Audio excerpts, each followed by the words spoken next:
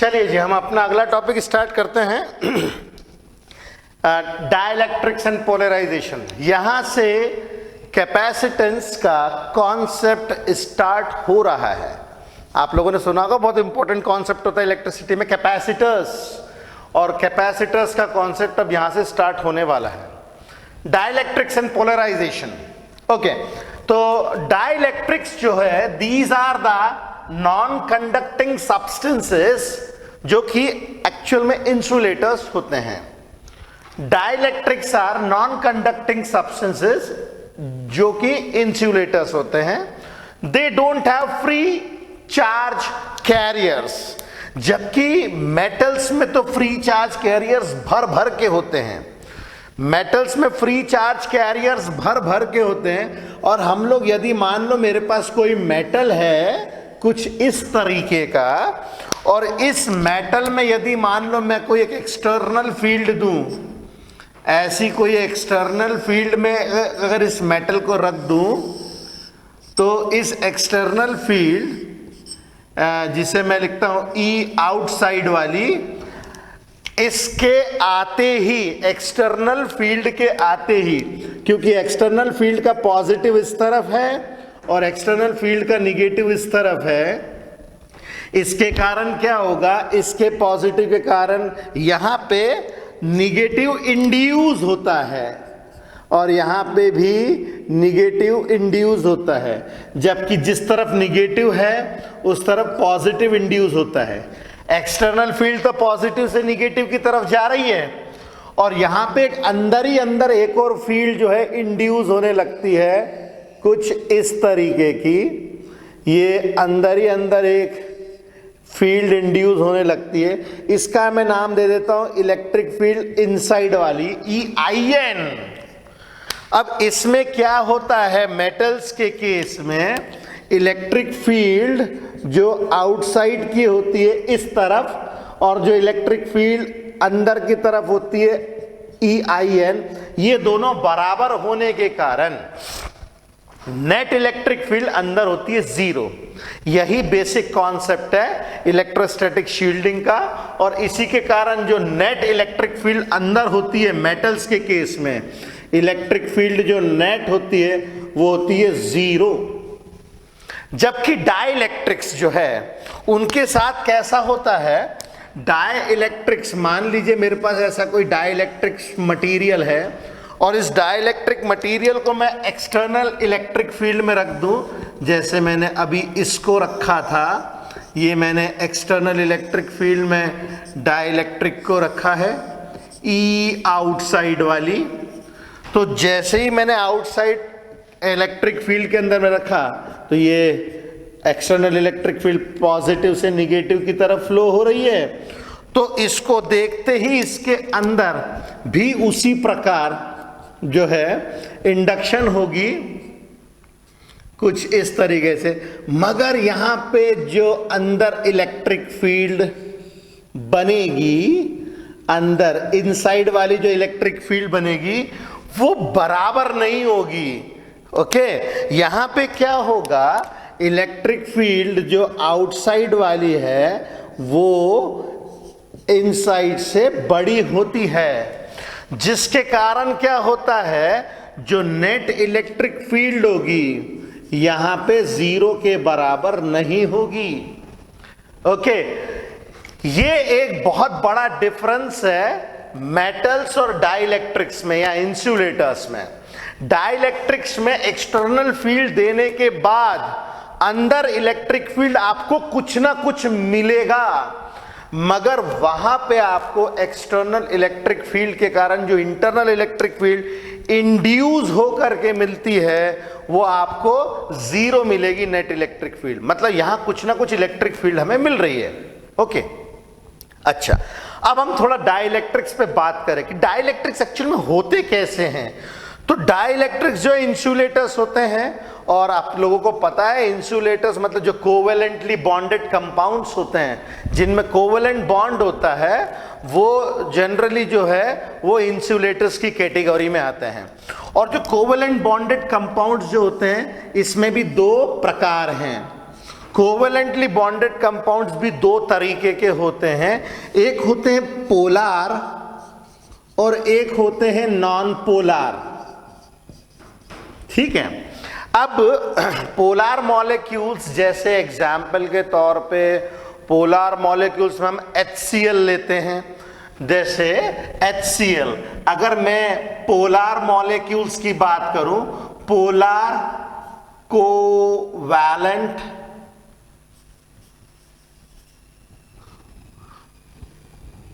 Polar compounds,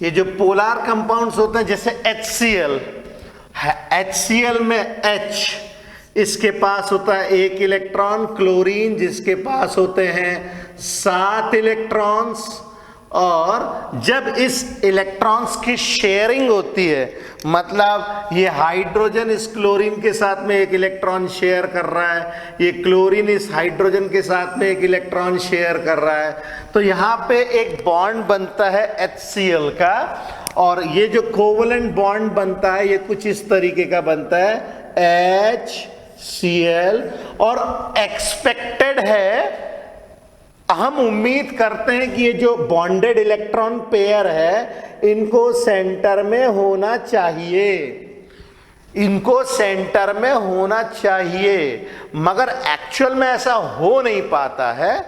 होता क्या है कि ये जो बॉन्डेड इलेक्ट्रॉन पेयर होते हैं ये क्लोरीन अपनी तरफ खींच लेता है। ऐसा क्यों करता है वो? क्योंकि क्लोरीन के पास होती है ज्यादा इलेक्ट्रोनिगेटिविटी, इसकी जो है ज्यादा इलेक्ट्रोनिगेटिविटी है, इलेक्ट्रोनिगेटिविटी इसकी अधिक होने के कारण ये बॉन्डेड इलेक्ट्रॉन पेयर अपनी तरफ खींच लेता है, और इसकी लेस इलेक्ट्रोनिगेटिविटी के कारण, इलेक्ट्रोनिगेटिविटी होने के कारण ये अपने पास से इलेक्ट्रॉन्स अट्रैक्ट नहीं कर पाता है, तो जिसके कारण क्या होता है, एक पार्शियल निगेटिव चार्ज क्लोरीन के पास आ जाता है और एक पार्शियल पॉजिटिव चार्ज हाइड्रोजन के पास में आ जाता है। ठीक है, अब ये वाले बॉन्ड को यदि हम लोगों को डेली लाइफ में रिप्रेजेंट करना हो तो इसको हम लोग ऐसे रिप्रेजेंट करते हैं, कुछ इस तरीके से, पॉजिटिव और निगेटिव, कुछ इस तरीके से हम लोग रिप्रेजेंट करते हैं। ठीक है, पॉजिटिव निगेटिव ऑलरेडी सेपरेटेड होते हैं, पोलार कंपाउंड्स में पोल बने हुए रहते हैं, पॉजिटिव और निगेटिव पोल। अच्छा, अब ये पॉजिटिव और निगेटिव पोल चूंकि पहले से ही बने हुए रहते हैं, जिसके कारण क्या होता है, it has net electric dipole moment, it has net electric dipole moment. ठीक है, अब ऐसे बहुत सारे मॉलिक्यूल्स को, मान लो मेरे पास ऐसा मॉलिक्यूल, 2 मॉलिक्यूल, 3 मॉलिक्यूल, ऐसे मॉलिक्यूल्स मेरे पास है जिसके पास में positive negative, positive negative, positive negative ऐसे हैं। अब जैसे ही मैं एक्सटर्नल फील्ड में इसको रखूंगा, मान लो अभी यहाँ पे एक्सटर्नल फील्ड जो है वो 0 है, एक्सटर्नल फील्ड जो है 0 है, मगर जैसे ही मैं इसको एक्सटर्नल फील्ड में रखूंगा कुछ इस तरीके से, जैसे ही मैं इसको एक्सटर्नल फील्ड में रखूंगा, ये जो मॉलिक्यूल्स है वो ऐसे घूम जाएंगे। ये मॉलिक्यूल्स घूम इसीलिए जाएंगे क्योंकि अभी जो है ये अपने आप में इसी तरीके से बैठे हुए हैं, और जैसे एक्सटर्नल इलेक्ट्रिक फील्ड मिलेगी तो इलेक्ट्रिक फील्ड का पॉजिटिव, हमें मालूम है पॉजिटिव से निगेटिव की तरफ इलेक्ट्रिक फील्ड जाती है, तो ऐसे को देख करके ये मॉलिक्यूल्स का बिहेवियर कुछ इस तरीके से होगा कि ये मॉलिक्यूल्स यहीं के यहीं घूम जाएंगे, ये मॉलिक्यूल्स जो है यहीं के यहीं घूम जाएंगे, और इसका पॉजिटिव इधर और निगेटिव इधर, पॉजिटिव निगेटिव, पॉजिटिव निगेटिव, कुछ इस तरीके से अपने को देखने को मिलेगा। तो कुछ इस तरीके के होते हैं पोलार कंपाउंड्स, पोलर मॉलिक्यूल्स के पास में नेट इलेक्ट्रिक डाइपोल मोमेंट होता है, और जैसे ही ऐसे मॉलिक्यूल्स को हम इलेक्ट्रिक फील्ड में लेकर के आए, ये इलेक्ट्रिक फील्ड में नहीं है, जैसे हम इलेक्ट्रिक फील्ड में लेके आए ये घूमते हैं, ये घूमते हैं, इनके ऊपर टॉर्क लगती है और ये घूम जाते हैं। मगर जो पोलर मॉलिक्यूल्स होते हैं, सॉरी नॉन पोलर मॉलिक्यूल्स होते हैं, उनका बिहेवियर थोड़ा सा डिफरेंट होता है। मैं इसी के बगल में लिखता हूं, जैसे नॉन पोलर मॉलिक्यूल्स जो होते हैं, नॉन पोलर कंपाउंड्स जो होते हैं, वो कैसा बिहेव करते हैं जरा देखें हम लोग। नॉन पोलर कंपाउंड जैसे H2 या Cl2, इस तरीके के जो कंपाउंड्स होते हैं वो नॉन पोलर होते हैं। जैसे मैं यहाँ पे रख देता हूँ, जैसे Cl2 या H2, हाइड्रोजन का एक इलेक्ट्रॉन, यहाँ पे भी हाइड्रोजन का एक इलेक्ट्रॉन।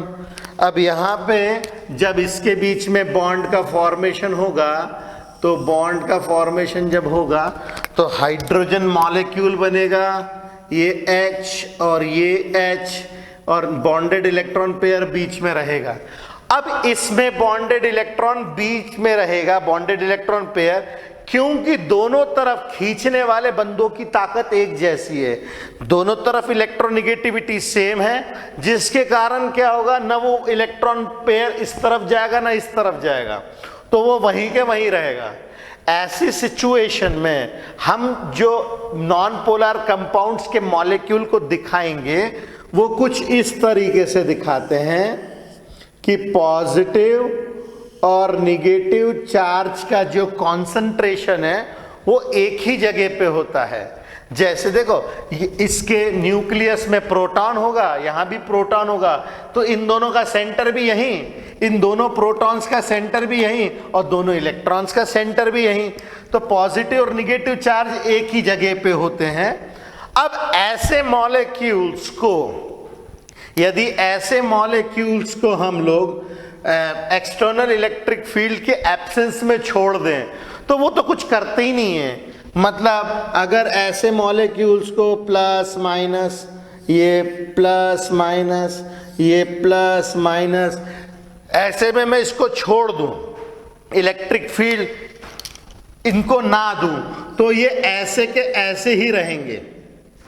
मगर मैं जैसे इलेक्ट्रिक फील्ड दूंगा, इलेक्ट्रिक फील्ड के देते ही ये मॉलिक्यूल्स का थोड़ा सा जो है वो कुछ शेप कुछ इस तरीके से बनना चालू हो जाता है।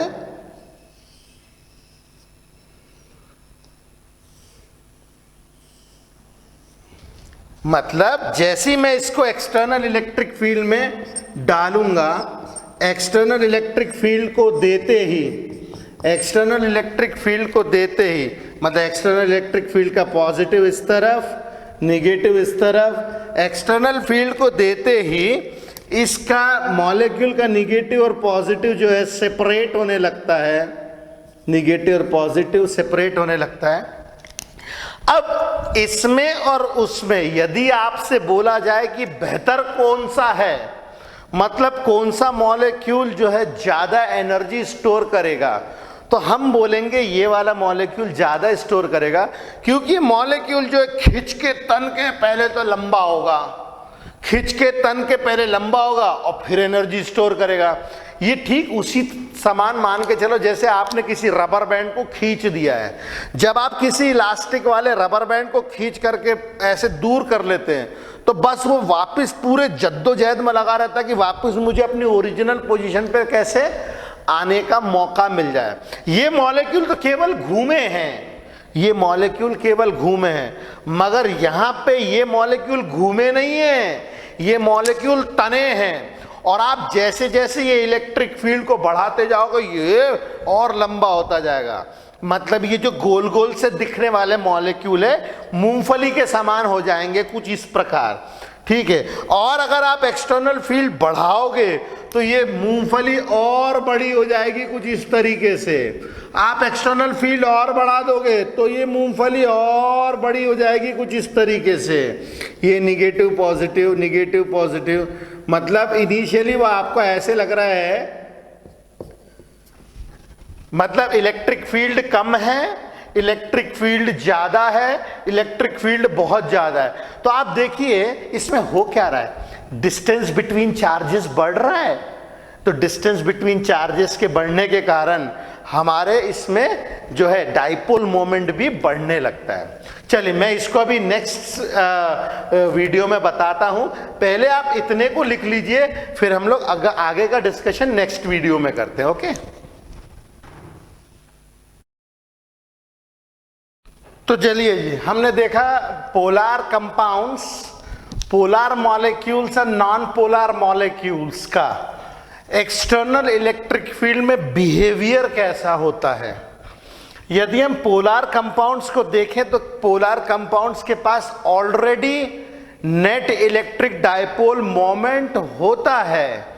इनके पास नेट इलेक्ट्रिक डाइपोल मोमेंट पहले से ही होता है, जिसके कारण क्या होता है, वो केवल घूमते हैं, केवल घूमते हैं। जबकि नॉन पोलार कंपाउंड्स जो है, नॉन पोलार कंपाउंड्स पहले तो तनते हैं, पहले स्ट्रेच होते हैं और फिर घूमते हैं। तो नॉन पोलार कंपाउंड्स जो है हमारे लिए ज्यादा बेहतर है, क्योंकि एक्सटर्नल फील्ड की मदद से मॉलिक्यूल्स की पोटेंशियल एनर्जी मैं नॉन पोलर मॉलिक्यूल्स में ज्यादा बेहतर तरीके में स्टोर कर सकता हूं। मतलब इन non polar covalently bonded compounds या molecules we change more potential energy. मतलब इनके शेप में चेंज आता है। ये जो गोल वाला मॉलिक्यूल है, ये गोल वाला मॉलिक्यूल, ये गोल वाला मॉलिक्यूल कुछ इस तरीके से रहेगा, और ये गोल वाला मॉलिक्यूल जो है वो कुछ इस तरीके से बन जाएगा, और ये गोल वाला मॉलिक्यूल जो है कुछ इस तरीके से बन जाएगा, और ये गोल वाला मॉलिक्यूल कुछ इस तरीके से भी बन सकता है। ठीक है, यहां पे मैंने एक्सटर्नल इलेक्ट्रिक फील्ड को कर रखा है, इलेक्ट्रिक फील्ड को कर रखा है 0, और यहां पे जो मैंने इलेक्ट्रिक फील्ड को जो है मान लिया E1 जो कि नॉट इक्वल टू 0 है। जैसे ही मैंने इलेक्ट्रिक फील्ड दी, इलेक्ट्रिक फील्ड हमेशा पॉजिटिव से निगेटिव की तरफ बहती है, तो इलेक्ट्रिक फील्ड के कारण यहां पे नेट डाइपोल मोमेंट अपने को मिलेगा। मान लीजिए मैं यहां पे इलेक्ट्रिक फील्ड देता हूं E2 की, जो कि 0 के बराबर नहीं है, तो इसमें भी हमारा डाइपोल जो है कुछ एक्सटेंड हो जाएगा। अगर मैं मान लो इलेक्ट्रिक फील्ड यहां पे देता हूं E3 जो कि नॉट इक्वल टू 0 है, तो यहां पे भी कुछ इस तरीके से ये एक्सटेंड होगा। तो हम देख सकते हैं जैसे जैसे E3 is greater than E2 is greater than E1 रहेगा, तो यहां पे चार्जेस तो बराबर है बट डिस्टेंस बढ़ता जा रहा है। अपने पास में क्या होता है, इलेक्ट्रिक डाइपोल मोमेंट होता है either charge into distance between charges. तो यहां पे डिस्टेंस बिटवीन चार्जेस सबसे अधिक है, उससे थोड़ा सा कम है और सबसे कम है। तो ऐसी सिचुएशन में इलेक्ट्रिक डाइपोल मोमेंट जो 3 में मिलेगा इस वाले में, वो 2 से भी ज्यादा मिलेगा और ये 1 से भी ज्यादा मिलेगा। ओके, अब देखिए यहां पे ये वाला जो बिहेवियर है ये सारे मॉलिक्यूल्स नहीं दिखाते हैं, कुछ ही मॉलिक्यूल्स ऐसा दिखाते हैं जिसके अंदर में as we increase electric field, as we increase electric field, as we increase electric field, electric dipole moment also increases. As we increase electric field, electric dipole moment increases. जो जो मॉलिक्यूल्स ऐसा behaviour दिखाते हैं, सारे molecules ऐसा behaviour नहीं दिखाते हैं, जो जो भी मॉलिक्यूल ऐसा बिहेवियर दिखाते हैं, जो जो मॉलिक्यूल्स ऐसा बिहेवियर दिखाते हैं, ऐसे मॉलिक्यूल्स को हम लोग लीनियर आइसोट्रोपिक डाइइलेक्ट्रिक्स कहते हैं। ठीक है, इन्हें क्या कहते हैं अपन लोग? Linear isotropic dielectric. मतलब लीनियर आइसोट्रोपिक डाइइलेक्ट्रिक्स ऐसे मॉलिक्यूल्स होते हैं जिनके अंदर जैसे जैसे मैं इलेक्ट्रिक फील्ड बढ़ाऊंगा वैसे वैसे उनका इलेक्ट्रिक डायपोल मोमेंट बढ़ेगा। करेक्ट है? तो सच मॉलिक्यूल्स या such dielectrics are called as linear isotropic dielectrics. अगर लीनियर आइसोट्रोपिक डाइइलेक्ट्रिक्स के बारे में बोलेंगे तो लीनियर आइसोट्रोपिक डाइइलेक्ट्रिक्स ऐसे नॉन पोलर कंपाउंड्स होते हैं कोवेलेंटली बॉन्डेड, जिनके अंदर में आप इलेक्ट्रिक फील्ड बढ़ाओगे तो उनका इलेक्ट्रिक डायपोल मोमेंट भी बढ़ता है। यानी फॉर, अपन ऐसा कह सकते हैं, फॉर लीनियर आइसोट्रोपिक डाइइलेक्ट्रिक्स, अब मैं लिख रहा हूं कैपिटल पी। कैपिटल पी इसीलिए स्मॉल पी जो होता है, स्मॉल पी होता है electric dipole moment of one molecule. ये होता है electric dipole moment of one molecule. और जो कैपिटल पी होता है वो होता है net electric dipole of entire substance. Net electric dipole moment मतलब ये जैसे आप ये जो देख सकते इस तरीके का मॉलिक्यूल, एक मॉलिक्यूल थोड़ी होगा भैया, यहां पे तो ढेर सारे मॉलिक्यूल्स होंगे ना इस तरीके के। ऐसे सारे ढेर सारे मॉलिक्यूल्स, मान लीजिए ऐसा एक मॉलिक्यूल है हमारे पास, उसका डाइलेक्ट्रिक मोमेंट है P। तो अगर 100 मॉलिक्यूल्स होंगे तो 100 टाइम्स P होगा, तो that 100 times P is capital P। तो ये जो कैपिटल P जो है that is n times small p। तो for linear isotropic dielectrics P मतलब सभी का जो टोटल इलेक्ट्रिक डायपोल मोमेंट मिलेगा that is directly proportional to external electric field. जैसे जैसे आप इलेक्ट्रिक फील्ड बढ़ाओगे वैसे वैसे नेट इलेक्ट्रिक डायपोल मोमेंट बढ़ेगी। तो अब इसमें कांस्टेंट ऑफ प्रोपोर्शनैलिटी लगानी पड़ेगी, और ये जो कांस्टेंट ऑफ प्रोपोर्शनैलिटी होती है इसे अपन लोग कहते हैं चाई। ये जो है ग्रीक लेटर है चाई। यहां जो ग्रीक लेटर जो चाई होता है ये हमें बताता है ससेप्टिबिलिटी।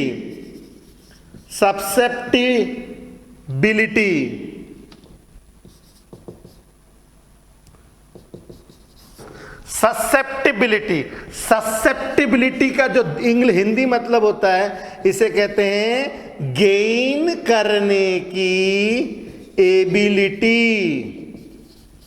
जरा आप ध्यान से समझिए, ससेप्टेबल मतलब सेंसिटिव होता है, सेंसिटिव। जैसे कुछ बच्चे होते हैं ना ससेप्टेबल, हमने चिढ़ाया चिढ़ गए, उनको अपन थोड़ा सा चिढ़ाएं वो चिढ़ जाते हैं, मनाओ एकदम से मान जाते हैं।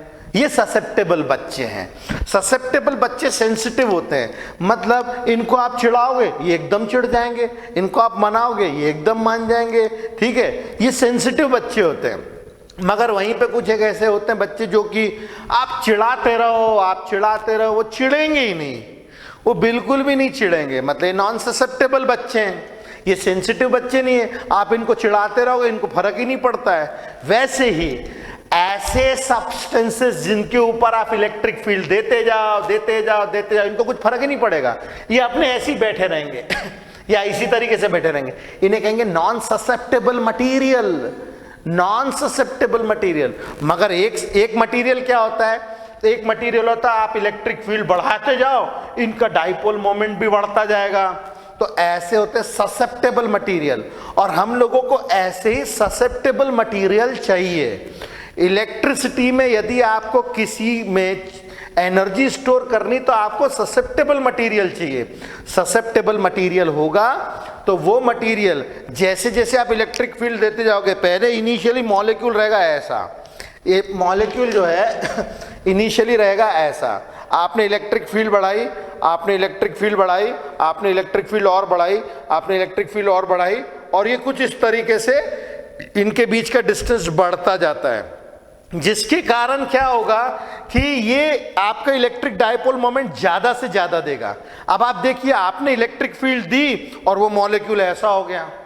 ठीक उसी तरीके से जैसे एक इलास्टिक को हम खींच के पकड़ के ऐसे कर देते हैं, तो जैसे हम इलास्टिक को पकड़ के ऐसे करते हैं तो हमने जो अपनी एनर्जी दी वो एनर्जी किसमें स्टोर हो गई? In the form of elastic potential energy.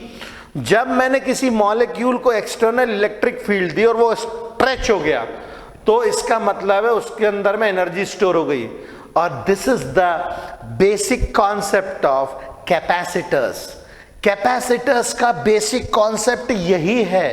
Capacitor एक ऐसा डिवाइस होता है जिसके अंदर में आप इलेक्ट्रिक फील्ड देके मॉलिक्यूल्स के अंदर में पोटेंशियल एनर्जी ये स्टोर करा ली, ठीक है।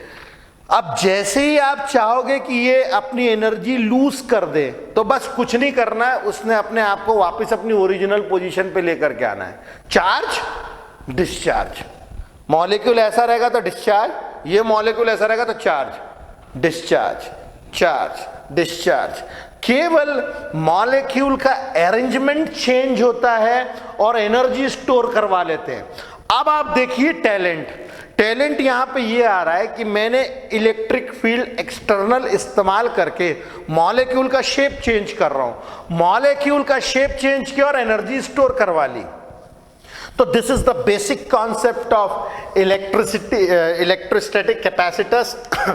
अब आपको यहां पे ससेप्टिबिलिटी वर्ड समझ में आना चाहिए। ससेप्टिबिलिटी जो वर्ड है इसे हम कहते हैं गेन करने की एबिलिटी, जो हमें यह बताएगा कि कोई सा भी मटेरियल कितनी तेजी से एक्सटर्नल इलेक्ट्रिक फील्ड के बढ़ने से अपना इलेक्ट्रिक डायपोल मोमेंट को बढ़ाता है और पोटेंशियल एनर्जी चेंज करके एनर्जी स्टोर करवाता है।